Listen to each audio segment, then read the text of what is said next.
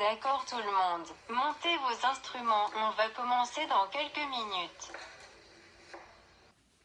Bonjour, je m'appelle Delphine et aujourd'hui je vais vous aider, vous, les débutants en saxophone, à savoir c'est quoi les premières marches à suivre quand on commence à cet instrument-là.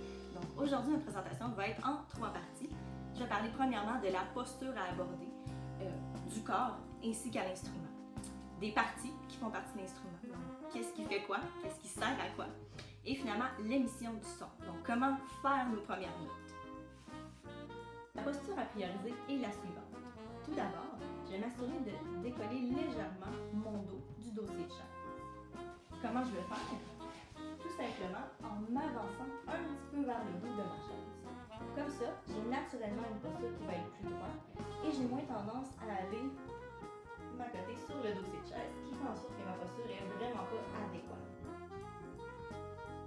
À l'instrument, je vais garder les étapes que j'ai dites précédemment en ajoutant un saxophone dans les mains. Donc, ma main gauche vient en haut pour le prendre, derrière le picot. Ma main droite sous l'appui-pouce et se recouvre. Et je vais le laisser pendu entre mes deux jambes pour m'assurer d'avoir la posture la plus droite possible. Mon embouchure, elle, va lever directement vis-à-vis ma bouche. Donc, c'est important de ne pas modifier la posture du corps pour la posture de l'instrument. Maintenant, il y a deux positions possibles. Moi, je préfère celle-là entre les jambes, mais c'est aussi possible d'apporter le saxophone sur le côté de sa cuisse droite et de tourner le bec pour faire en sorte que la posture ne change pas, mais qu'on puisse jouer tout de même. Parlons un peu de l'instrument. Le saxophone a été inventé par Adolphe Sax au 19e siècle.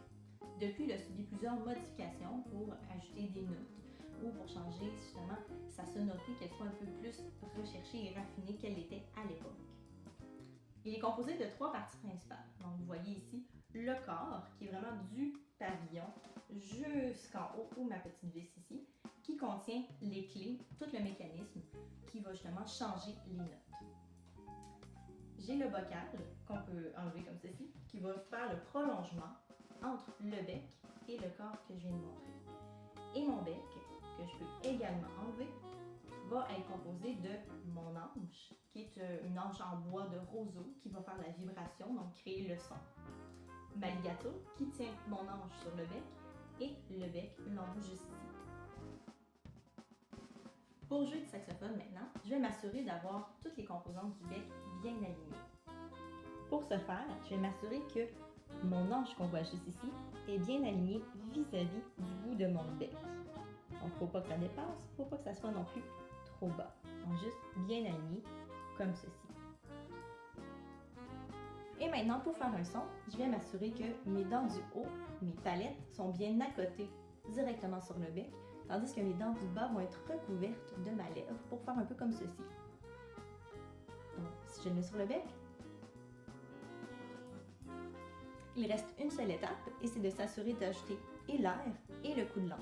Donc, ma langue va venir piquer comme une aiguille mon ange pour faire un petit peu comme ceci.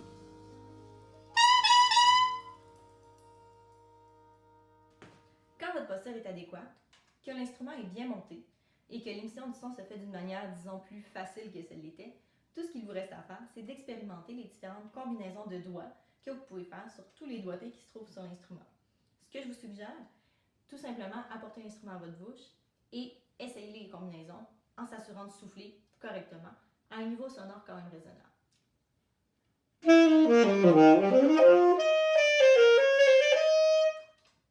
Ça peut donner quelque chose comme ça.